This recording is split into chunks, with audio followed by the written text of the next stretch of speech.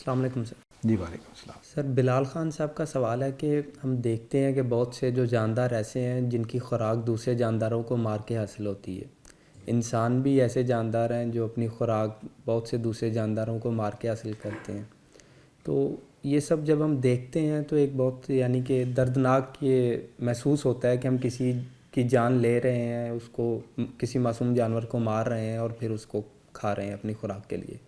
تو یہ دیکھ کے ایسا محسوس ہوتا ہے کہ اس پورے نظام کو چلانے والی کوئی رحمان اور رحیم ہستی نہیں ہے۔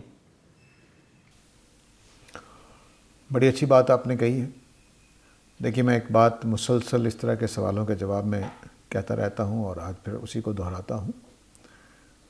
اس کائنات کے بنانے والے نے اس کائنات کی ایک اسکیم بنائی۔ وہ اسکیم یہ ہے کہ ایک نہایت ہی ذہین مخلوق کا غیب کے پردے میں رکھ کر امتحان لینا ہے۔ ایک نہایت ذہین مخلوق، جس کو انسان کہتے ہیں، ایک نہایت ذہین مخلوق کا غیب کے پردے میں رکھ کر امتحان لینا مقصود ہے۔ اس دنیا کی اسکیم یہی ہے۔ اب غیب کے پردوں میں یہ بھی ایک پردہ ہے کہ اللہ تعالیٰ نظر نہیں آتے، اور یہ بھی پردہ ہے کہ یہاں ظلم ہونے دیتے ہیں اللہ تعالیٰ، بلکہ نظام ہی ایسا بنایا ہے کہ اس کائنات کے اندر چیزیں بنتی رہیں، پیدا ہوتی رہیں، ان کو دوسری چیزیں کھاتی رہیں۔ فنا کے اصول پر اور دوبارہ ریوائیول کے اصول پر کائنات کو بنا دیا۔ چنانچہ اگر مثال کے طور پر یہ سارے جانور مر جائیں ویسے ہی، طبعی موت، کوئی کھانے والا نہ ہو، تب بھی مریں گے، تو مرنا تو تب بھی ایک ظلم کی چیز ہے، لیکن اس وقت ہمیں محسوس نہیں ہوتا۔ لیکن اگر مثال کے طور پر ایک ہوا چلے اور سارے جانور مر جائیں سب گھروں میں، تو آپ کہیں گے یہ کیا ہو گیا، بڑا ظلم ہو گیا۔ اس کو ایک مثال سے سمجھیے۔ ہمارے ہاں ہر روز لوگ مر رہے ہیں، اربوں کی تعداد میں، چلو لاکھوں کی تعداد میں مر رہے ہوں گے، لیکن جب زلزلے میں آ کر مرتے ہیں ایک ہی جگہ پر، لگتا ہے کہ پتہ نہیں کیا ہو گیا۔ اتنی ہی تعداد ہر روز مر رہی ہوتی ہے جتنی کسی زلزلے میں مر جائے گی۔ تو موت کا یہ منظر کہ وہ ایک تکلیف دہ چیز ہے، ظلم ہے، مانی ہوئی بات ہے، ٹھیک ہے، لیکن کائنات بنائی اس طرح سے گئی ہے کہ اس میں اموات ہو رہی ہیں، لیکن وہ جو بکھری ہوئی اموات ہو رہی ہیں، ہمیں سال میں ایک آدھ دفعہ پتہ چلتا ہے جو ہمارا چچا فوت ہو گیا، کوئی تایا فوت ہو گیا، کوئی بھائی فوت ہو گیا، لیکن اگر ساری موتوں کی اطلاع کم از کم ایک ہسپتال چلے جائیں، اس میں ہونے والی موتیں بھی آپ کا دل دہلا دیں گی کہ روزانہ 10-15 موتیں ایک ہسپتال میں ہو رہی ہیں۔ وہ جو سب کچھ ہے وہ کیا ہے؟ ایک حجاب تھا نا، وہ حجاب اٹھ گیا ہمارے زمانے میں آ کر۔ تو وہ حجاب اٹھ جاتا ہے جب زلزلہ آ جاتا ہے۔ 2005 میں جو زلزلہ آیا تو ساری قوم جو تھی پاکستانی، وہ ایسے بیدار ہوئی تھی، پتہ نہیں کتنا بڑا حادثہ ہو گیا۔ تو کیوں؟ کیونکہ موتیں اکٹھی نظر آ گئی تھیں اور کچھ بھی نہیں ہوا تھا۔ اپنی حقیقت میں دیکھے تو اور کچھ بھی نہیں ہوا تھا۔ تو اس طرح سے جو اللہ نے حجاب رکھا ہوا ہے وہ بعض اوقات اس سنگینی صورت اختیار کر جاتا ہے کہ ہمارے لیے تکلیف کا باعث بن جاتا ہے۔ اس کائنات کا نظام ہی قرآن نے اس کو سورہ ملک میں بیان کیا ہے، خلق الموت والحیات لیبلوکم۔ میں نے نظام ہی یہی بنایا ہے کہ موت اور حیات کا نظام بنایا تاکہ تمہیں آزماؤں کہ تم میں سے کون کامیاب ہے اور کون اچھے کام کرتا اور کون اچھے کام نہیں کرتا۔ تو حجاب جو ہے یہ رکھا گیا ہے، اس حجاب کا یہ سارا کچھ ہے۔ مثال کے طور پر صرف بچوں کو بیماری نہ ہو، بالغ ہونے تک کوئی تکلیف نہ ہو، کوئی بچہ نہ فوت ہو، نہ کسی کو کھانسی لگے، نہ زکام ہو، نہ کینسر ہو، کچھ بھی نہ ہو، صرف معصوم جیسے ہی بلوغت کی عمر کو پہنچیں اور وہ بیماری بھی ہونے لگے اور ان کو تکلیفیں بھی آنے لگیں تو پردہ اٹھ جائے گا۔ لازمی طور پر مفہوم نکلے گا کہ یہ چونکہ بے گناہ تھے، معصوم تھے، تو اس لیے اللہ کی طرف سے سزا نہیں آئی۔ اس لیے اللہ تعالیٰ ایسے کام نہیں کرتے جس سے کہیں بھی وہ پردہ اٹھ جائے، غیب کا پردہ۔ تو قرآن مجید میں جو غیب کا پردہ اس کا بلائنڈ فیتھ کر دیا گیا ترجمہ نہیں۔ بالغیب کا مطلب ہے کہ خدا ٹینجیبل طریقے سے نظر نہیں آئے گا، عقلی طور پر نظر آ رہا ہے، فطری طور پر نظر آ رہا ہے، لیکن ٹینجیبل طریقے پر حواس کے تحت نظر نہیں آئے گا۔ ہمارا امتحان یہی ہے، اور اس کے لیے پھر بہت سارے پردے ڈالے گئے ہیں تاکہ وہ دکھائی نہ دے، کیونکہ انسان بڑا باریک بین ہے، وہ ہر چیز میں جا کر حقیقتیں ڈھونڈنے کی کوشش کرتا ہے. ہم نے جو سائنس میں چیزیں دریافت کی ہیں وہ اسی جذبے کی وجہ سے کی ہیں کہ ہم پردوں کے پیچھے جھانکنا چاہتے ہیں. لیکن بعض پردے اللہ تعالیٰ نے کبھی بھی نہیں اٹھانے ہیں. ان میں یہ پردہ ہے کہ خدا کبھی بھی ٹینجیبلی نظر نہیں آئے گا مرنے سے پہلے. تو یہ جو مشکلات ہیں، سفرنگ ہے، دنیا میں ظلم وجود میں آ رہا ہے، قومیں اٹھتی ہیں دوسری قوموں کو تہہ تیک کر دیتی ہیں. سورہ بنی اسرائیل میں جا کر پڑھیے خود بنی اسرائیل کے ساتھ اللہ تعالیٰ نے کیا ہونے دیا ہے. اور صرف ہونے نہیں دیا بلکہ کہا کہ میں نے ان کو کہا اپنے بندوں کو جا کر کریں. تو یہ ضابطہ بنایا اس لیے گیا ہے.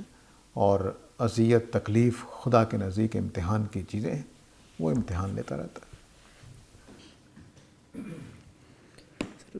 عدنان عظیم صاحب کا سوال ہے کہ کیا جن اور انسان ایک دوسرے سے فائدہ حاصل کرتے ہیں؟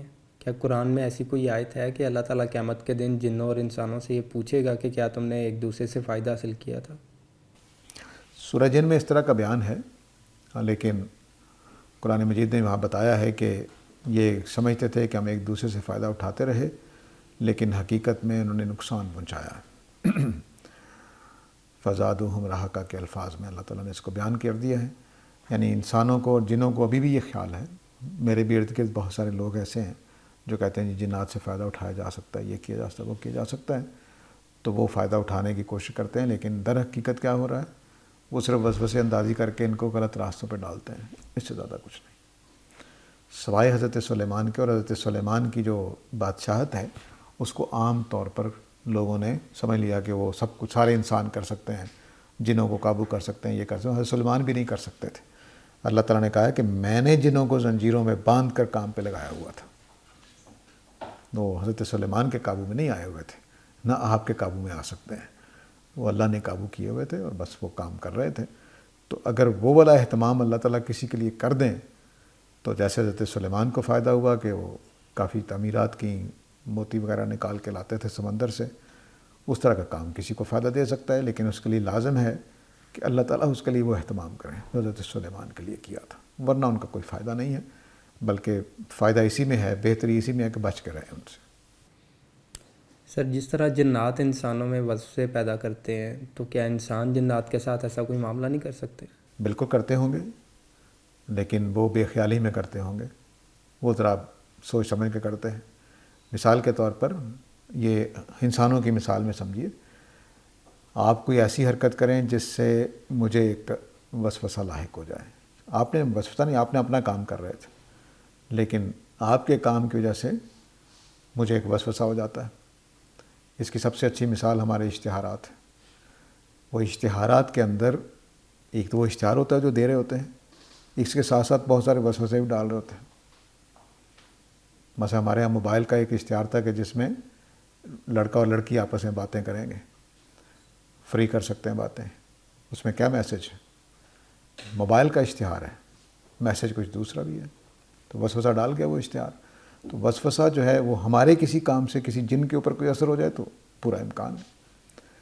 میری کسی بات سے، آپ کی کسی بات سے کسی سننے والے جن کے اوپر اثر ہو جائے ممکن ہے، لیکن میں ان کو وسوسہ ڈال دوں جا کر، یہ میرا کام نہیں، میں کر ہی نہیں سکتا. البتہ چونکہ وہ ہمیں دیکھ رہے ہیں، وہ ہماری مجلسوں میں آ کے بیٹھ سکتے ہیں، ہو سکتا ہے، تو وسوسہ ڈالتے ہیں وہ. لیکن ہم ہمارے کاموں سے، ہماری باتوں سے انڈائریکٹلی وسوسہ ان کو ہو سکتا ہے. سر، یاسر محمود صاحب کا سوال ہے کہ نزول مسیح کے حوالے سے دو نقطہ نظر ہیں. ایک یہ کہ وہ واپس آئیں گے اور دوسرا یہ کہ وہ نہیں آئیں گے.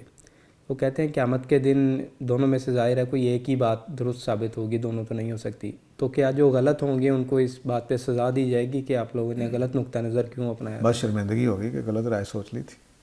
سزا کیا ہونی ہے؟ جتنے بھی لوگ، ہاں ایک ہوتا ہے کہ فتنہ پرور آدمی نے غلط رائے بنائی قرآن کا انکار کرنے کے لیے یا حدیث کا انکار کرنے کے لیے، وہ اپنے فساد نیت کی وجہ سے پکڑا جائے گا. لیکن جس نے نیک نیتی کے ساتھ قرآن کی بات سمجھنے کے لیے یا نبی صلی اللہ علیہ وسلم کی بات سمجھنے کے لیے کوئی چیز پر غور کیا اور نتیجہ اس کا یہ نکلا کہ اس نے کہا کہ نہیں آئیں گے، اور دوسرے نے بھی اسی نیک نیتی کے ساتھ غور کیا اور نتیجہ نکلا کہ آئیں گے، تو دونوں گناہ گار نہیں ہیں. سر، وہاب صاحب کا سوال ہے کہ دو جنتوں سے کیا مراد ہے؟ کیا مقربین کی جنت الگ ہوگی اور دوسرے لوگوں کی جنت الگ ہوگی؟ اگر آپ کا اشارہ سورہ رحمان کی طرف ہے تو وہاں دوسرے معنی ہیں. البتہ یہ بات ٹھیک ہے کہ سورہ واقعہ سے معلوم ہوتا ہے کہ جنتی دو قسم کے لوگ ہیں، ایک اصحاب الیمین اور ایک سابقون۔ اصحاب الیمین کے بارے میں آخری صورتوں میں جا کے آ گیا ہے کہ سوف یحاسب حسابا یسیرا، کہ اصحاب یمین کا ہلکا پھلکا حساب ہوگا، لیکن جو سابقون ہیں ان کا حساب کتاب نہیں ہوگا۔ تو یہ دو درجے تو جنت کے ہیں ہی، اس میں کوئی شبہ نہیں ہے، ایک سابقون کی جنت اور ایک اصحاب الیمین کی جنت۔ جو سورہ رحمان میں معاملہ ہے وہ ہر جنتی کی کچھ جنتیں ہیں جو وہاں ذکر کی گئی ہیں، وہ اس میں بلکہ 3 کہنا چاہیے، سورہ رحمان سے 3 جنتوں کا ذکر نکلتا ہے، تو 4 کا، تو 4 جنتیں ہوں گی۔ اب وہ ایک ہی جنت کے 4 حصے ہیں یا ہر ایک کے لیے 4 ہیں، یہ اب قیامت والے دن جا کر کھلے گا، لیکن بہرحال وہ یہ ہے کہ 2 جنتیں جہاں پہ ہیں اس کے اندر یہ خوبیاں ہیں، 2 جنتیں وہاں ہیں جہاں ان کے خیمے لگے ہوں گے ان میں یہ خوبیاں ہیں، تو وہاں دوسرا تصور ہے، وہ درجات کی بات نہیں ہے، بلکہ وہ ہر جنتی کو ملی ہوئی جنت کی ایکسپلینیشن ہے وہاں پہ۔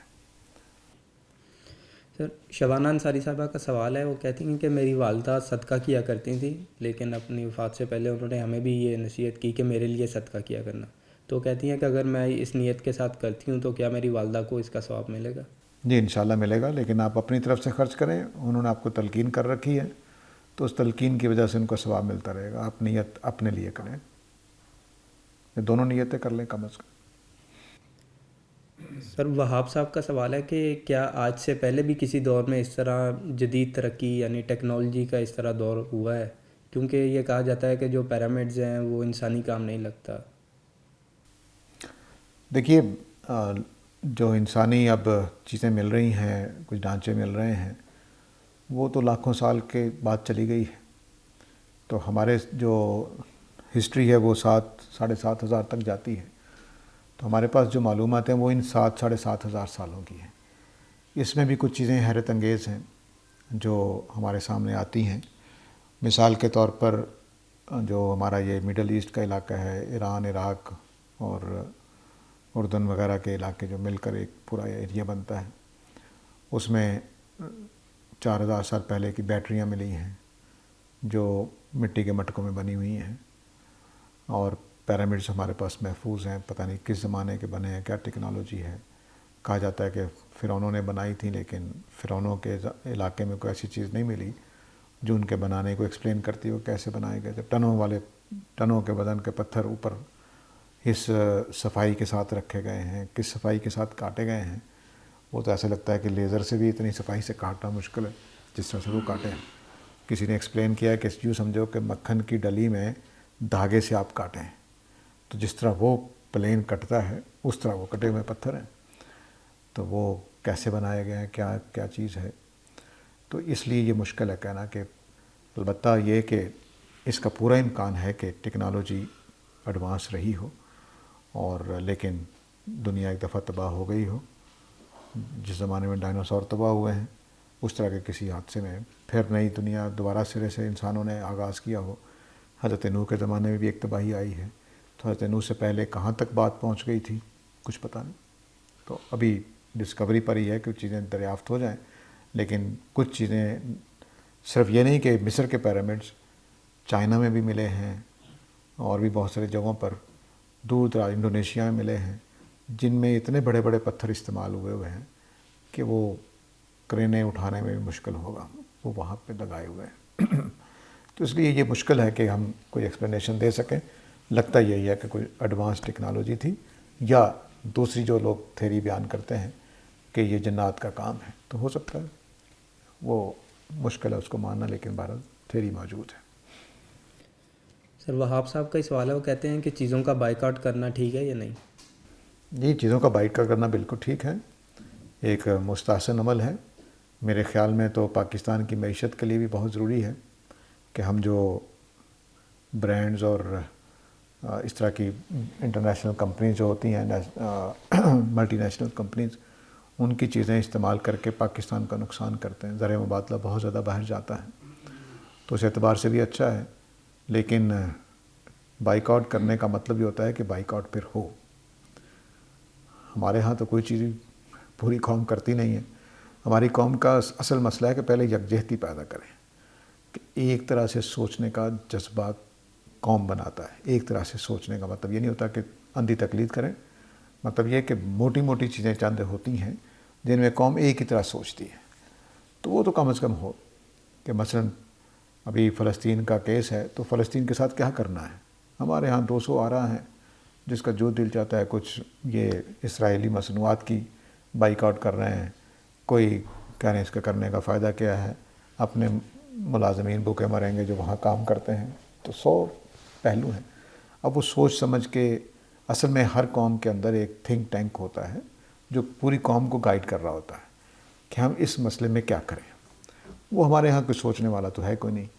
حکومتیں ہماری جو ہیں ان کو اپنی پڑی رہتی ہے، قائم ہے کہ نہیں قائم ہے، آج نہ توڑ دی جائے کل نہ توڑ دی جائیں، وہ اسی چکر میں رہتے ہیں۔ تو یہاں پر کوئی ڈھنگ کا کام صحیح طرح سے ہوتا نہیں ہے۔ اس لیے کہنے کو یہ بہت اچھا اقدام ہے لیکن کرتا کوئی نہیں ہے نا۔ یعنی ابھی بھی آپ میک ڈونلڈ کے پاس سے گزر جائیں، رش لگا ہوگا، اور آپ ابھی بھی ٹوتھ پیسٹ لینے چلے جائیں تو کولگیٹ بک رہی ہوگی۔ تو یہ دنیا، ہمارے اندر یکجہتی نہیں ہے۔ تو پازیٹیو اقدام ہے، جتنی بھی ملٹی نیشنل کمپنیز ہیں ان کی چیزوں کو ویسے ہی بائیک آؤٹ کرنا چاہیے جب سے ہماری معیشت خراب ہوئی ہے۔ تو ہم اپنے آپ کو سنبھال سکتے ہیں، یا کم از کم اس کو کرٹیل کر سکتے ہیں، کم کر سکتے ہیں کہ یہ چیزیں تھوڑی منگوائیں، اتنی منگوائیں جتنی بس۔ وہ ڈھیر لگے ہوئے ہیں، اور میں نے 2-3 ملک میں گیا ہوں تو حیرت تھی، ہر جگہ پہ کولگیٹ نظر آ رہی ہے۔ یعنی آپ کو حیرت ہوگی کہ ایک انٹرنیشنل ٹوتھ پیسٹ سب جگہ وہی استعمال ہوتی ہے۔ تو ایک کمپنی کا مطلب ہے کہ ایک کمپنی پوری دنیا کو 7 ارب لوگ ہیں، تو فرض کر لیجئے کہ وہ 1 ارب لوگوں کے لیے ٹوتھ پیسٹ فراہم کرتی ہے، تو اندازہ لگا لیجیے۔ تو یہ داستان ہے۔ اس داستان میں میری اور آپ کی یکجہتی کا مسئلہ ہے، اور کوئی مسئلہ نہیں ہے۔ یکجہتی ہوتی تو فلسطین کے اوپر حملہ ہوتا ہی نہیں۔ نہ وہاں پہ یکجہتی ہے، نہ امت کے اندر ہے، نہ قوموں کے اندر ہے۔ سر اس میں ایک یہ بھی تو ہے کہ ہمارے ہاں اگر ہم دوسری بار کی کمپنی کو بائیک آؤٹ کر دیتے ہیں تو ہمارے ہاں وہ کوالٹی بھی تو نہیں ملتی اپنی چیزوں میں جو ہمیں وہاں سے مل رہی ہوتی ہے، تو اس لیے بھی بائیک آؤٹ نہیں کیا جا سکتا۔ چند سال لگیں گے، کوالٹی بہتر ہونا شروع ہو جائے گی۔ یعنی ہماری جو کمپنیز ہیں ان کو بیچاروں کو، مثلا بسکٹ دیکھیں، بعض جو ہمارے دیسی کمپنیز ہیں پاکستانی، وہ بڑے اچھے بسکٹ بنا رہی ہیں، لیکن ٹوتھ پیسٹ میں ہمارا مقابلہ نہیں، کیونکہ ہمارے ہاں 2-3 بنی تھیں، اس کے بیچارے کی بکتی نہیں تھی۔ تو ان کی بکیں گی تو وہ غریب بعض لوگ لے لیتے ہیں کہ سستی مل جاتی ہیں ذرا، لیکن یہ کہ اگر ان کو لینے شروع کر دیں لوگ، وہ آہستہ آہستہ اپنے شکایات جائیں گی، کچھ پیسہ ان کے پاس آئے گا، وہ اپنی کوالٹی کو بہتر کریں گے۔ سر آمنہ طالب صاحبہ کا سوال ہے کہ قرآن کے مطابق روح کیا چیز ہے؟ قرآن مجید سے جب پوچھا گیا تو اللہ تعالیٰ نے کہا کہ یہ یسألونک عن الروح، یہ تم سے روح کے بارے میں پوچھتے ہیں، تو ان کو کہہ دیجئے کہ وہ امر ربی، وہ میرے رب کا حکم ہے۔ روح کا لفظ جو ہے وہ اسی معنی بولا جاتا ہے جس معنی میں پھونکنا ہوتا ہے، اور عربی زبان میں لفظ، ورڈ کے لیے جو لفظ ہم بولتے ہیں، یہ بھی پھونکنے کے معنی رکھتا ہے۔ تو بولنا، تلفظ کرنا، پھونکنا، یہ ایک ہی بات ہے۔ تو نفخت فیہ من روحی کا مطلب ہے کہ میں نے اپنا حکم اس میں پھونک دیا۔ نفخ، روح، لفظ ایک ہی بات ہے۔ تو اللہ تعالیٰ نے اپنی روح نہیں پھونکی، اپنے کلام پھونکا اس کے اندر۔ اللہ تعالیٰ نے اپنا کلام اس کے اندر، اسی وجہ سے جبرائیل کو روح کہا جاتا ہے، کیونکہ وہ اللہ کا کلام لے کر آتے ہیں۔ یہ نہیں کہ وہ اللہ کی روح ہیں، نعوذ باللہ من ذالک، نہیں، وہ اللہ کا کلام لے کر آتے ہیں۔ اور قرآن مجید کو بھی روح من اللہ کہا گیا ہے کہ اللہ کی طرف سے جو کلام نازل ہوا ہے۔ تو جو روح ہے وہ دراصل خدا کا کلام ہے، خدا کے الفاظ ہیں، وہ کلمہ کن ہو یا قرآن کے الفاظ ہو، یا وہ جو اس وقت زندگی دینے کے لیے اللہ تعالیٰ اپنا کلمہ پھونکتے ہیں ہمارے جسم میں، وہ ہو، جس کو نفخت فیہ من روحی کہا گیا ہے۔ تو یہ جو ہے سارا کچھ اتنا ہی ہے۔ اب ہمارے ہاں اردو میں اس کے معنی لے لیے کہ جو ہمارے اندر کی کوئی چیز ہے، جس کو روح نکل گئی ہم کہتے ہیں، جب آدمی مرتا ہے تو اس کی روح نکل جاتی ہے، وہ اردو کا مفہوم ہے. عربی زبان میں اس کے لیے نفس کا لفظ بولا جاتا تھا. بعد میں اب ربی روح بولتے ہیں، لیکن اصل میں قرآن کے زمانے کی عربی میں اس کے لیے نفس کا لفظ تھا. اس لیے قرآن مجید میں کہیں بھی نہیں آیا کہ میں جب روحیں قبض کرتا ہوں، یہ آیا کہ جب میں نفس قبض کرتا ہوں. تو نفس کا لفظ ہے جو اس اندر کی شخصیت کے لیے بولا جاتا ہے، جس کو ہم زندگی والی ایلیمنٹ کہہ لیں، کچھ کہہ لیں. تو روح کا مطلب اللہ کا حکم ہے، اللہ کا کلام ہے، اللہ کے فرامین ہیں، خواہ وہ کلمہ کن کی طرح کے ہوں، خواہ وہ قرآن کی شکل کے ہوں. سر آمنہ طالب صاحبہ کا یہ سوال ہے کہ کیا قرآن مجید کو بغیر ترجمے کے پڑھنا یا بغیر سمجھے پڑھنا یہ درست ہے؟ یعنی وہ یہ پوچھنا چاہتی ہیں کہ کیا ہمارے لیے یہ ضروری ہے کہ ہم اس کو ترجمے کے ساتھ ہی پڑھیں؟ اگر کوئی اس کے بغیر پڑھتا ہے تو کیا وہ غلط کر رہا ہے؟ قرآن کتاب ہدایت ہے، کتاب تلاوت نہیں ہے. کہیں نہیں کہا گیا کہ یہ کتاب تلاوت ہے. یہ کہا گیا کہ ہدن للمتقین ہے، ہدن للناس ہے، ہدن للمومنین ہے. یہ ہدایت کی کتاب ہے، تو ہدایت پانے کے لیے سمجھنا ضروری ہوتا ہے. تو اس لیے سمجھ کر پڑھیں گے. خواہ ترجمے سے پڑھیں، خواہ ترجمے کے بغیر سمجھ سکتے ہو تو اس کے بغیر سمجھ کے پڑھنا ہے. یہ لازم ہے. قرآن کا حق یہی ہے کہ اس کو سمجھ کر پڑھا جائے. اور میں یہ یقین دلاتا ہوں کہ جن قوموں میں قرآن سمجھ کر پڑھا جاتا ہے، ان کے اندر 4-5 گمراہی کی باتیں نہیں پیدا ہو سکتی، شرک پیدا نہیں ہو سکتا، غلط قسم کی شفاعت کا نظریہ پیدا، اس کے ساتھ جڑے ہوئے تصورات ہیں مشرکانہ، وہ یا بدعتیں پیدا نہیں ہو سکتی. تو جہاں قرآن مجید اپنے سمجھ کے پڑھنے والے لوگ ہیں، وہاں پر یہ چیز پیدا نہیں ہو سکتی. اس لیے قرآن مجید کو سمجھ کر پڑھنا ہی ضروری ہے. اور قرآن مجید آہستہ آہستہ اگر آپ اس کو سمجھ کر پڑھتے جائیں تو آپ کو ایک نیا انسان بنا دیتا ہے. وہ آپ کے ذہن کی چولیں ٹھیک کر دیتا ہے، وہ آپ کے دماغ کو تندرست کر دیتا ہے، وہ آپ کی روح کو اردو والا روح اس کو تندرست کر دیتا ہے، وہ آپ کے جو سوچ ہے اس کو درست کر دیتا ہے، آپ کی عقل کو گائیڈ کرتا ہے، آپ کے جذبات کو کنٹرول کرنا سکھاتا ہے، آپ کے جذبات کو ایک بلندی عطا کر دیتا ہے. یہ کام قرآن مجید کرتا ہے. تو اس لیے اس کو سمجھ کر پڑھنا ضروری ہے. سر آپ نے یہ آیت کا جو اجر و ثواب بیان کیا ہے، فی سبیل اللہ، خدا کی راہ میں کچھ صدقہ خیرات کرنے 700 گنا تک، آپ اس کو آخرت سے جوڑ رہے ہیں، مطلب آیت سے یہی لگ رہا ہے اور آپ کی بات سے بھی کہ یہ اجر و ثواب آخرت میں ملے گا. لیکن عموماً ہمارے ہاں رویہ یہ پایا جاتا ہے کہ کہا جاتا ہے، اور بہت سارے واقعات سننے کو بزرگوں کے ملتے ہیں کہ انہوں نے خدا کی راہ میں 1 روپیہ دیا یا 1 روٹی دی تو وہ 7 کا انتظار کرتے رہے کہ اتنا یہاں پہ اجر مل جائے گا، ہمیں اس کے بدلے میں چیزیں ملیں گی اتنی.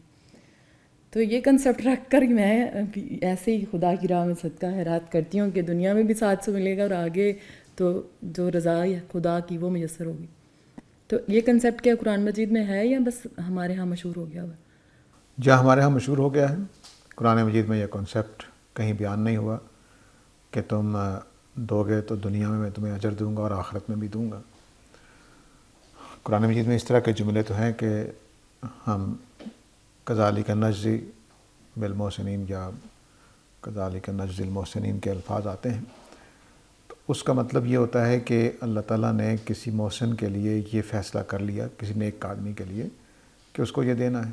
مثلا ابراہیم علیہ السلام کے ساتھ اللہ نے یہ معاملہ کیا کہ ان کو اولاد دی تو کہہ دیا کہ کذالک نجزی المحسنین، اللہ تعالیٰ اس طرح سے نیک بندوں کو اجر دیتے ہیں. لیکن کیا ہر نیک کی کرنے والے کو اولاد مل جائے گی؟ نہیں. تو ایک ہے اللہ کا فیصلہ کہ اپنے کسی نیک بندے کو کچھ چیز دے دیں، یہ تو ہے قرآن مجید میں. لیکن یہ کہیں نہیں ہے کہ تم نیکی کرو گے تو دنیا میں بھی ملے گا، آخرت میں بھی ملے گا، یہ کہیں نہیں. اور یہ بھی نہیں ہے کہ کوئی پرسنٹیج بتا دیں کہ 7 گنا وہاں مل جائے گا، دائے دنیا 70 آخر، جو ہمارے ہاں جملہ بولا جاتا ہے. کچھ نہیں. سب کچھ، ہر نیکی آخرت کے لیے کرنی چاہیے، اس کا اصل اجر آخرت میں ہی ملنا ہے. اور جو لوگ یہ نیت کرتے ہیں، میں یہ نہیں کہہ سکتا کہ وہ غلط ہیں، یہ بھی نہیں کہہ سکتا کہ وہ صحیح ہیں، اس لیے کہ قرآن مجید خاموش ہے، نبی کریم صلی اللہ علیہ وسلم اس میں خاموش ہے. صحیح روایات میں ایسی کوئی بات نہیں ہے. ہمارے ہاں ثواب دارین کا تصور جوڑا گیا. ہمارے ہاں صوفیہ نے دنیا میں منزلیں پانے کا، کہ پہنچے ہوئے بزرگ ہیں کہ نہیں پہنچے ہوئے ہیں، فرشتوں سے ملاقاتیں ہیں، کوئی درجات بلند ہو گئے، کوئی سالک نے کچھ منزلیں طے کر لی ہیں، کچھ مقامات اس کو حاصل ہو گئے ہیں. یہ چیزیں صوفیہ نے جوڑیں، یہ بھی قرآن کے خلاف ہیں، اور کچھ ہمارے علماء نے جوڑیں کہ مسجد میں پیسہ لگاؤ تو ثواب دارین ہوگا، دنیا اور 70 آخر ملیں گے. یہ بھی کہیں ثابت نہیں ہے. اور جو الصدقۃ رد البلا والا تصور ہے وہ بھی قرآن مجید میں، سنت میں نہیں ہے کہ مصیبتیں ٹل جائیں. یہ بھی تو دنیا کا اجر ہو سکتا ہے نا کہ مصیبت نہ آئے، لیکن یہ بھی کہیں ثابت نہیں ہوتا. البتہ بعد میں فضائل اعمال والی جو روایات بنائی گئیں اس میں بہت کچھ ہے، اس پہ میرے فتوے کا مدار نہیں ہے. جیسا قرآن مجید کی آیت ہے لا ترفعوا اصواتکم فوق صوت النبی، اس کے آخر میں کہ تمہارے اعمال حبط کر دیے جائیں گے یہاں تک کہ تمہیں اس کا شعور بھی نہیں ہوگا. تو ویسے تو یہ ہے کہ انسان کے ارادہ و اختیار اور جان بوجھ کر گناہ کرنے پر اس کو سزا ملے گی، لیکن یہاں پر اللہ تعالیٰ یہ کہہ رہے ہیں کہ تمہارے وہم و گمان میں بھی نہیں ہوگا کہ تمہارے اعمال ضائع ہو گئے ہیں. تو یہاں اللہ تعالیٰ کیا بتانا چاہ رہے ہیں؟ یعنی گناہ کرنے والے کو پتہ ہے کہ وہ گناہ کر رہا ہے، لیکن اس کو اس کا شعور نہیں ہے کہ اس کے اعمال ہی ضائع جا رہے ہیں. یہ ہے جو وہاں پہ مراد ہے. تو وہ جو نبی صلی اللہ علیہ وسلم کے مقابلے میں آ کر اپنی آواز بلند کر رہے تھے وہ منافقت کی وجہ سے کر رہے تھے. ان کو پتہ تھا کہ ہم ایک رسول کی توہین کر رہے ہیں، لیکن یہ ان کو اندازہ نہیں ہو رہا تھا کہ وہ، کیونکہ جو منافق یہ کہہ لیجئے یا اس وقت کے یہود کے کچھ لوگ یہ سمجھتے تھے، اس کو قرآن نے اور بھی پہلوؤں سے بیان کیا کہ وہ یہ سمجھ رہے تھے کہ ہم جو اللہ کے رسول کے ساتھ یہ جو سلوک کر رہے ہیں اس کے باوجود ہمارے اپنے نیکیاں نمازیں کام آ جائیں گی. یہ وہ تصور ہے جس کو وہاں توڑا گیا ہے کہ یہ خیال نہ کرو کہ تمہارے جو تم یہ سمجھ رہے ہو کہ تمہاری نیکیاں نمازیں تورات کی تلاوت وغیرہ محفوظ رہے گا. نہیں، تم اگر رسول کے مقابلے میں آ کر اپنی آوازیں بلند کرو گے، اس کو چھوٹا کرنے کی کوشش کرو گے، تو تمہیں اس کا پتہ بھی نہیں چلے گا کہ تمہارے وہ اعمال ضائع چلے گئے، کیونکہ یہ گناہ کبیرہ ہے. اس کو سورہ البقرہ میں اللہ نے بیان کر دیا ہوا ہے.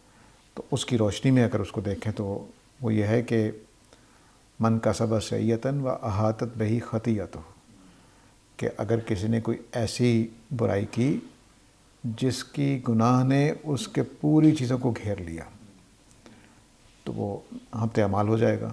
اس کو یوں سمجھیے، میں وہ اکاؤنٹس کے طریقے پر سمجھانے کی کوشش کرتا ہوں، اگر جو میں سمجھا ہوں اللہ تعالیٰ معاف کرے.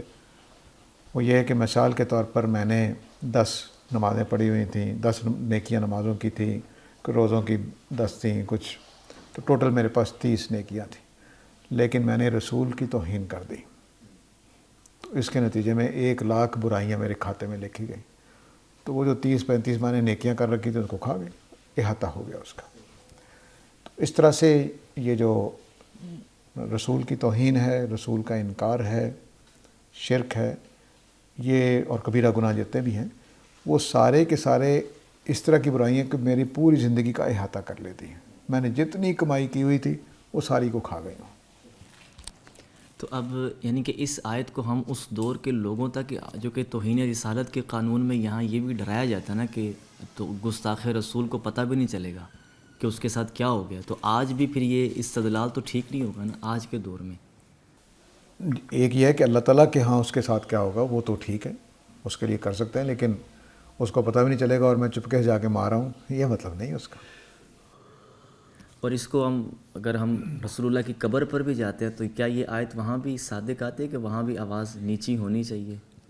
نہیں، اب نبی صلی اللہ علیہ وسلم ہمارے سامنے اس طرح سے موجود نہیں ہے کہ آواز اونچی کرنے کا مطلب ہے کہ نبی کریم صلی اللہ علیہ وسلم مجھ سے بات کر رہے ہیں، مجھے سمجھا رہے ہیں اور میں اور اونچی کر کے اپنی بات کر رہا ہوں. یہ ہے وہ مکالمہ تو اب نبی صلی اللہ علیہ وسلم سے ہمارا نہیں ہو رہا، لیکن ظاہر ہے کہ ہم نبی کریم صلی اللہ علیہ وسلم کے روضہ مبارک پہ جائیں گے تو ادب آداب سے جائیں گے. میرے رسول کے مدفن ہے وہ، تو یہ کیسے ہو سکتا ہے کہ میں وہاں ادب آداب سے نہ جاؤں، بس وہاں کچھ مشرکانہ حرکتیں نہ کروں یا اس طرح کی چیزیں جو نازیبا ہوں وہ نہیں کرنی چاہیے، لیکن جاؤں گا تو ادب احترام کے ساتھ ہی.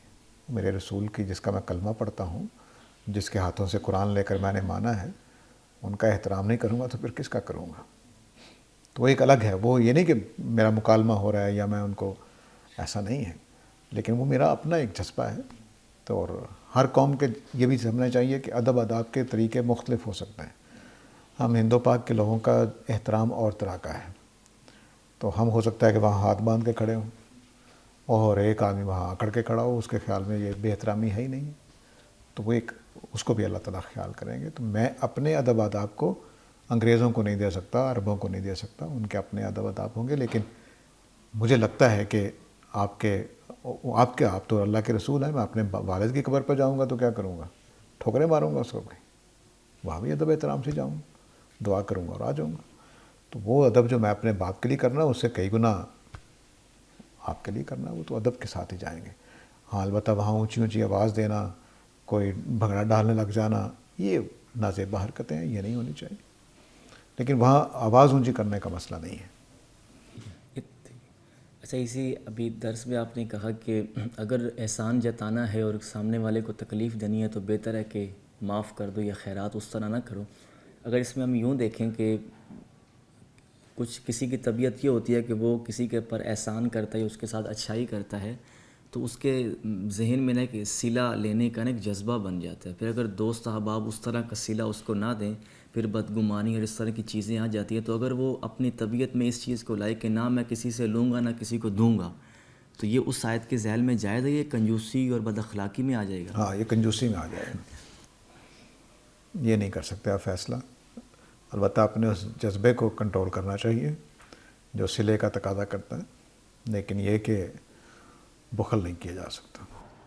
لیکن یہ کہ حد سے زیادہ بھی نہ کرے۔ ہاں وہ تو ٹھیک ہے نا، وہ تو بین ذالک کا قوامہ قرآن نے کہہ دیا ہے، وہ ہر طرح کے اخراجات کے لیے ایسا ہی ہے، تو اللہ کی راہ میں دینا ہے تو وہ بھی ایک ہوتا ہے کہ آدمی اس خیال میں ہوتا ہے کہ دے دیتا ہوں کوئی بات نہیں ہے، وہ بھی ٹھیک ہے، ہم اس کو روک نہیں سکتے ہو، لیکن ایک ہوتا ہے کہ بھئی آدمی فقیر کو دے، مثلا میری تنخواہ جتنی میں نے فقیر مانگنے آ کے ساری دے دی تو مہینہ کیسے گزاروں گا؟ تو وہ سوچ سمجھ کے کرنا چاہیے۔ لیکن بعض موقع ایسے ہوتے ہیں کہ آدمی یہ بھی کر دیتا ہے کہ میں اپنی ساری تنخواہ دے دیتا ہوں، کوئی بات نہیں، گزار لیں گے، قرض لے کر گزارا کر لیں گے، تو وہ ایک الگ جذبہ ہے۔ لیکن بہرحال خرچ کرتے ہوئے اپنے حالات کو دیکھ کر، اپنی جیب دیکھ کر ہی خرچ کیا جاتا ہے، لیکن یہ بالکل ناجائز ہو جائے گا کہ ہماری جیب سے کبھی بھی کوئی روپیہ بھی نہیں نکلا۔ یعنی کہ اگر یوں دیکھیں کہ وہاں اللہ تعالیٰ یہ نہیں کہہ رہے کہ تم خیرات کرو ہی نہ، بلکہ اس جذبے کو روکنے کی طرف اشارہ ہے کہ احسان جتانے سے گریز کرو۔ ٹھیک ہے۔ اچھا، آخری سوال ہے کہ آقا علیہ السلام نے فرمایا نا کہ جو عید کی نماز پڑھنے سے پہلے قربانی کرے تو اس کا وہ ذبیحہ یعنی کہ اللہ کے راستے میں نہیں، تو اس میں پوچھا یہ گیا ہے کہ ویسے تو عید کی نماز کو نفل نماز کہا گیا ہے، تو اگر کوئی فجر کی نماز پڑھتا ہے اور عید کی نماز کو نفل سمجھ کر ادا نہیں کرتا اور پھر وہ قربانی کر لیتا ہے، تو کیا وہ اس کی قربانی ہو جائے گی؟ اس حدیث کے ذیل میں اس کا کیا یعنی کہ وہ سمجھائے، آقا علیہ السلام کیا کہہ رہا ہے؟ اصل میں یوں سمجھیے کہ شریعت میں جو قربانی کا عمل ہے وہ نماز کے بعد رکھا گیا ہے۔ فرض کر لیجیے آپ نماز نہیں پڑھ سکے کسی وجہ سے، تو اب ماحول میں نماز ہو گئی ہے اور آپ بالکل شریک نہیں ہو سکے، تو پھر ایک کیس الگ ہے۔ اور اگر آپ نماز میں شریک ہو سکتے تھے، آپ نے نماز سے پہلے ہی کر لیا ہے، تو پھر کیس اور ہے۔ تو جو آدمی مثال کے طور پر پچھلے اس جو عید گزری ہے، اس میں ایک صاحب نے مجھ سے سوال پوچھا کہ وہ فجر پڑھ کے سوئے ہیں تو 10 بجے جا کر اٹھیں، پورے لاہور میں عید کی نماز گزر گئی تو میں قربانی کر لوں، اب ہو جائے گی؟ تو میں نے کہا آپ کر لیں، لیکن یہ میری طرف سے بات ہے، صرف کوئی شریعت کا مسئلہ نہیں ہے کہ آپ 2 رکعت خود نماز پڑھ لیں کہ میں اس کا ایک تلافی کر رہا ہوں، تو پڑھنے کے بعد آپ کر لیجیے تاکہ آپ کو تسلی ہو جائے کہ حالانکہ عید کی نماز ایسے نہیں ہوتی، لیکن یہ میں نے صرف ان کو تسلی کے لیے۔ تو اب یہ ایک کیس الگ ہے، اس میں قربانی ہو جائے گی، اب اس کی قربانی ہی شمار ہوگی۔ لیکن ایک آدمی نے شریعت کی توڑا ہے کہ شریعت میں ابھی نماز ہوئی نہیں ہے عید کی اور آپ نے قربانی کر دی ہے، تو یہ اب شریعت کو توڑنا ہے۔ ایسے ہی ہے کہ فجر کا ٹائم ہوا نہیں، آپ نے فجر پڑھ لی تو نفل شمار ہوں گے، فجر تو شمار نہیں ہوگی۔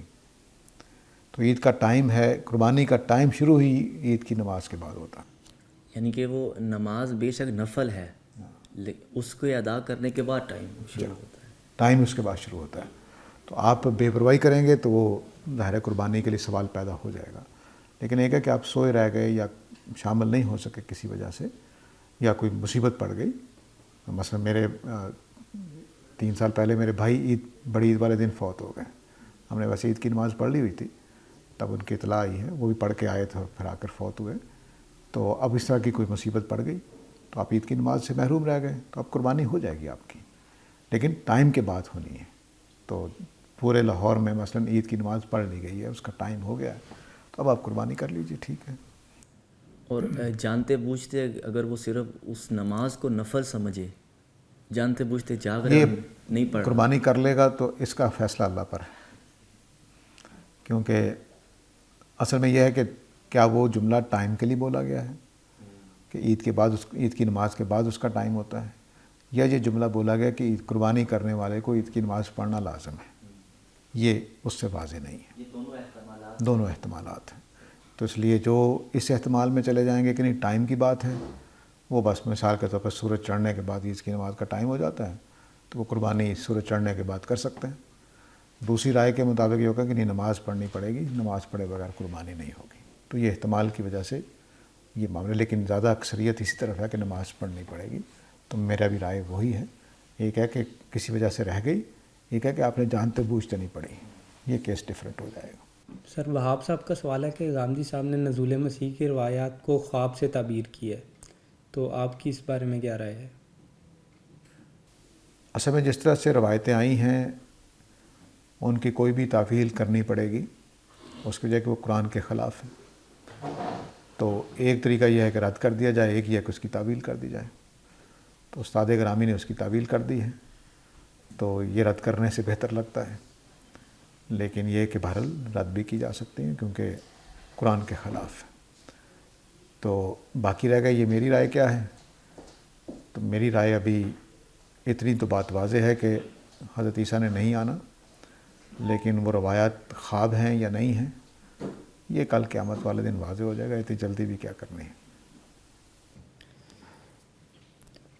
سر انہوں نے ساتھ یہ بھی لکھا ہے کہ ان کے فالوورز دجال کو قتل کریں گے, اس کا کیا مطلب ہے؟ ان روایات میں یہ بات بیان ہوئی. وہ خود قتل کریں گے کہ فالوورز کریں گے؟ زیادہ روایتوں میں یہ ہے کہ وہ خود قتل کریں گے, بلکہ آپ کو دیکھ کر وہ پگھلنے لگ جائے گا دجال جو ہے. تو وہ ٹھیک ہے, اگر وہ واقعات ہونے ہیں تو پھر ہو جانے ہیں, اور یہ سب چیزیں خواب میں بھی ہو سکتی ہیں. اصل میں خوابوں کے بارے میں یاد رکھیے کہ قرآن مجید سے جیسے معلوم ہوتا ہے, فرعون کا خواب, حضرت یوسف کا خواب قرآن میں بیان ہوئے ہیں تفصیل کے ساتھ. تو اس سے یہ لگتا ہے کہ خواب جو ہیں وہ جو کچھ دکھا رہے ہوتے ہیں اس کے لیے وہ اصل بات نہیں ہوتی, اس کا کچھ معنی اور ہوتے ہیں. مثلا 7 موٹی گائیوں کو 7 پتلی گائیاں کھا رہی ہیں. یہ دیکھنے والا منظر تو صرف اتنا ہی نا کہ 7 موٹی تازی گائیاں ہیں اور 7 سرسبز بالیاں ہیں, ان کو 7 ایسی گائے کھا رہی ہیں جو کمزور ہیں اور سوکھی ہیں, اور بالیاں سوکھی ہیں اس میں. تو یہ تمثیل ہو گئی. اصل واقعہ یہ نہیں تھا. اصل واقعہ تو یہ تھا کہ 7 سال قحط ہوگا, 7 سال سازگاری کے ہوں گے, اس میں آپ فصلیں بولیں, سارا غلہ محفوظ کر لیں, اور پھر 7 سال جو کمزوری کے سال ہیں وہ ان موٹی گائیوں کو کھائیں گے. ٹھیک ہے. تو خواب یہ تھا. تو معنی کیا تھے؟ دوسرے تھے. ایسے ہی چاند سورج تارے حضرت یوسف کو سجدہ کر رہے ہیں, حقیقت میں کیا تھا؟ ماں باپ اور بھائی سجدہ کر رہے تھے. تو یہ جو تمثیل ہے اس سے پتہ چلتا ہے کہ یہ تمثیلات ہیں. تو استاد گرامی یہ کہنا چاہتے ہیں کہ عیسیٰ کے نزول کے بارے میں جو یہ روایتیں ہیں وہ دراصل خواب ہے. اس کی تعبیر اب ڈھونڈنی پڑی ہے. تو تعبیر کیا ہو سکتی ہے؟ وہ 2-3 ہو سکتی ہیں. مثلا یہ کہ حضرت عیسیٰ کے جو ماننے والے ہیں ان کا غلبہ ہوگا. حضرت عیسیٰ کے آنے کا مطلب یہ ہے. اور اس غلبے کے بعد ایک فتنہ پیدا ہوگا دجالیت کا. اس دجالیت کے فتنے کو عیسائی ہی کچھ لیں گے, ممکن ہے. اور اس وقت اگر آپ ایتھیزم کے اوپر جو کام ہو رہا ہے اس میں عیسائیوں کا کام ہم مسلمانوں کے مقابلے میں زیادہ بہتر ہے جواب دینے کے اعتبار سے دیکھیں, کیونکہ جہاں سے ایتھیزم پیدا ہوا ہے وہی صحیح جواب دے سکتے ہیں. ہمارے ہاں تو ایتھیزم پیدا نہیں ہوا, ہم نے تو چرایا ہے, صرف چربا ہے ہمارے پاس. تو ہمارے پاس اس لیے جواب بھی اس کا اس طرح سے موجود نہیں ہے. تو ایک خواب کی تعبیر یہ ہو سکتی ہے. دوسری خواب کی تعبیر یہ ہو سکتی ہے کہ حضرت عیسیٰ کے آنے کا مطلب عیسائیوں کا غلبہ نہیں ہے بلکہ ایک جھوٹا مسیح آئے گا, جیسے دجال بھی کہا گیا, المسیح الدجال کہا گیا. جھوٹا مسیح آئے گا, ایک فتنہ پیدا ہوگا, اس فتنے میں لوگ مارے جائیں گے, ایمان سے محروم ہوں گے, دولت کے پیچھے لگ جائیں گے وغیرہ وغیرہ، تو وہ فتنہ اس اعتبار سے دیکھیں تب بھی یہ خواب پورا ہو رہا ہے۔ اس وقت دجالی تہذیب بھی ہے، دجالی فتنہ بھی ہے، تو اس لیے ایک اعتبار سے یہ تعبیر ایک اہم تعبیر ہے، ایک نئی بات ہے۔ اس کے اعتبار سے ان حدیثوں پہ غور کرنا چاہیے کہ یہ خواب ہیں تو ان کی تعبیر کچھ ہونی ہے، لیکن بہرحال یہ ہیں قرآن کے خلاف۔ قرآن کے خلاف ہونے کی وجہ سے وہ تعویل پہ مجبور ہوئے۔ ان کی میزان میں تو اس کا انکار کیا گیا کہ وہ نہیں آئیں گے، لیکن ان روایتوں کا اب کیا کرنا ہے؟ روایتوں کو انہوں نے کہا کہ اس کو خواب سمجھ لیں۔ سر کیا اہل بیت پر صدقہ حرام ہے؟ نبی کریم صلی اللہ علیہ وسلم کے اپنے جو اہل بیت تھے، اہل بیت کے معنی ہیں آپ کے بیگمات، آپ کے بچے جو قریب تھے، اس وقت اہل بیت نہیں بولنا چاہیے اس کے لیے، لیکن بہرحال جو آپ کے گھرانے کے لوگ تھے ان کے لیے صدقہ جو منع کیا گیا تھا، لیکن اب جو ہیں وہ آپ کے اہل بیت نہیں ہیں۔ اس وقت کوئی بھی نبی صلی اللہ علیہ وسلم کا اہل بیت موجود نہیں ہے۔ اہل بیت کی ٹرم نسلوں کے لیے نہیں بولی جاتی۔ تو سر ان کے لیے صدقہ کیوں منع کیا گیا تھا؟ وہ اس لیے کہ رسول کی ذات جو ہے وہ مرکز نہ بن جائے، سارے صدقات خیرات ان کی طرف جانے لگ جائے گی۔ آپ تصور کرنا کہ مجھے نبی صلی اللہ علیہ وسلم کی خدمت کرنی ہے، اور یہود کے اندر بھی تھا جو بنی لاوی ہیں۔ لاوی وہ بیٹے ہیں حضرت یعقوب کے، جن کے ہاں پھر حضرت موسیٰ پیدا ہوئے۔ حضرت موسیٰ بنی لاوی میں سے تھے، تو حضرت موسیٰ کے جو بنی لاوی ہیں ساری زکوٰۃ وہی لیتے تھے۔ اس پس منظر میں بھی یہ ایک اہم بات ہے کہ آپ نے کہہ دیا کہ نہیں، میرے خاندان کو زکوٰۃ نہ دی جائے، صدقات نہ دی۔ سر براق چینل والوں کی طرف سے سوال ہے کہ اللہ تعالیٰ نے انسان کو عقل دی ہے، تو پھر اس کے بعد اسلام کی کئی چیزیں انسانی عقل کے خلاف کیوں ہیں، جیسے کہ معجزات وغیرہ؟ انسانی عقل کے خلاف کیسے؟ یعنی معجزات عقل کے خلاف، یعنی عقل میں نہیں آتا نا، یعنی اس طرح جیسے عقل کے خلاف نہیں ہے، عقل کو سمجھ نہیں آتا، تو دنیا کی کئی چیزیں سمجھ نہیں آتی۔ یعنی کائنات کیسے بنی آج تک نہیں انسان سمجھ سکے، تو کیا انکار کر دیں اس کا؟ نہیں، یہی تو وہ پوچھ رہے ہیں کہ ایسا کیوں ہے؟ جب اللہ تعالیٰ نے انسان کو عقل دی ہے تو پھر چیزیں ایسی کیوں بنائی ہیں جو سمجھ میں نہیں آتی؟ نہیں، عقل دینے کا مطلب یہ نہیں ہے کہ ساری چیزیں سمجھ میں آ جائیں گی۔ قرآن نے ساتھ ہی یہ بتا دیا ہے کہ وما اوتیتم من العلم الا قلیلا، تمہیں میں نے تھوڑی ہی صلاحیت دی ہے سیکھنے کی۔ تو ایک ہے کہ کائنات میں بے شمار چیزیں ہیں جو ہمیں سمجھ نہیں آتی، ان میں معجزات بھی کر لیجیے کہ سمجھ کیا نہیں آتا کہ ہوئی کیسے ہے، یہ سمجھ نہیں آتا، لیکن عقل کو سمجھ آتی ہے کہ اللہ نے کیا ہے۔ یعنی اس وقت سائنس بھی جو ہم بچہ پیدا کرتے ہیں، کسی بھی جانور کے گھر میں بچہ پیدا ہوتا ہے، انسانوں کے گھر میں، یہ ایک معجزہ ہے۔ کیسے ایک پانی کی بوند میں زندگی پڑ جاتی ہے، بتا سکتے ہیں؟ ساری دنیا مان رہی ہے کہ بچے ہو رہے ہیں، تو عقل میں نہیں آتی بات چیزیں، تو اس کا مطلب یہ نہیں ہوتا کہ وہ چیز غلط ہے۔ اس کا مطلب صرف یہ ہے کہ ہمیں عقل تھوڑی دی گئی ہے، یا ابھی ہم وہاں تک پہنچے نہیں، علم آہستہ سے پہنچ جائے گا۔ ہو سکتا ہے کہ کل ہم بتا سکیں کہ زندگی کیسے پیدا ہوتی ہے، اور ہم بھی کوئی زندگی پیدا کر لیں۔ ممکن ہے کہ ہم مٹی کے لے کر لیب کے اندر زندگی پیدا کر لیں، تو بس پتہ چل جائے گا اس دن کہ کیا ہوا۔ اس دن ہماری عقل اس قابل ہو گئی کہ سمجھ رہی ہے، لیکن اس کا مطلب یہ نہیں ہے کہ دنیا میں جتنی چیزیں ہیں وہ عقل کو سمجھ نہیں آ رہی، نہیں، عقل کی رینج میں نہیں ہے۔ یعنی یہاں پر کتنی روشنیاں ہیں، میری رینج میں نہیں ہے۔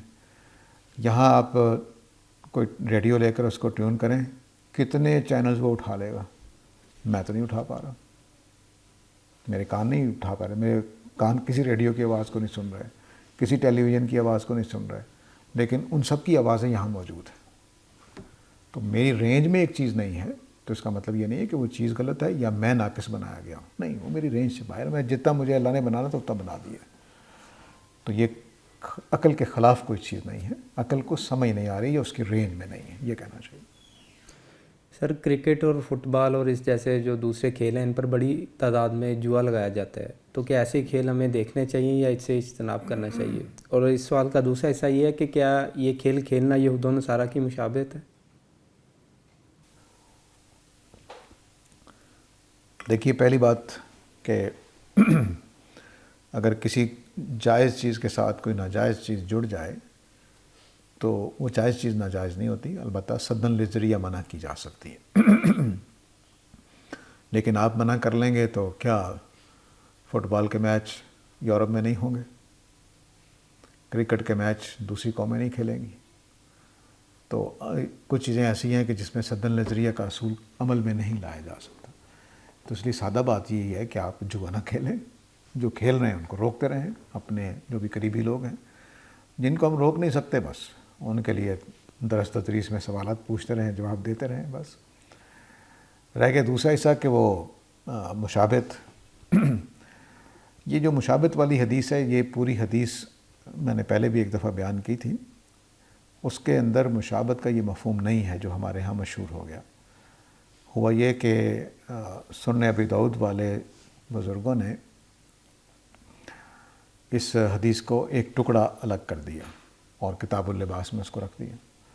پوری حدیث یہ تھی کہ مجھے میرا رزق اللہ تعالیٰ نے اب مال غنیمت میں لکھ دیا ہے، اور اب یعنی جب کہ آپ گفتگو کر رہے ہیں، مدینہ میں کسی وقت آپ نے گفتگو کی ہے، اب جو بھی میرے خلاف اٹھے گا اس کو ختم کر دیا جائے گا، اور جس نے ان کی مشابہت کی ان کا بھی انجام یہی ہوگا. تو قریش کو آپ نے سنایا کہ قریش کو اب زوال ہونا ہے، ان کے اوپر عذاب آنا ہے تلوار کے ذریعے سے. تلوار کے ذریعے سے عذاب آنا ہے، تو جو قریش کی مشابہت کرے گا میرے خلاف آنے میں، ان کا انجام بھی وہی ہوگا. یہ آپ نے بات کہی تھی. ابو داؤد نے اٹھا کر اس کو الگ ایک جملہ جو تھا کہ جس نے مشابہت کی وہ انہی میں سے ہوگا. آپ کا جملہ تھا تو ان کی جن کی نے مشابہت کی وہ ان میں سے ہوگا. جن کی میرے مخالفین کی جن میں سے جس کی مشابہت کی وہ ان میں سمجھا جائے گا میرے اس عمل میں جو میں تلوار کا شروع کرنے والا ہوں. غالباً بدر کے پہلو یا بدر کے بعد کہیں یہ آپ نے تقریر فرمائی ہوگی. تو اب جب یہ معاملہ ہوا تو امام داؤد نے اس کو الگ کر دیا، اور اب بن گئے معنی اس کے کہ جس نے کوئی کرتا پہن لیا ان جیسا، یا شلوار پہن لی ان جیسی، یا کھیل لیا ان جیسا، تو انہی میں سے ہوگا. یہ ہرگز اس حدیث کا مطلب نہیں ہے.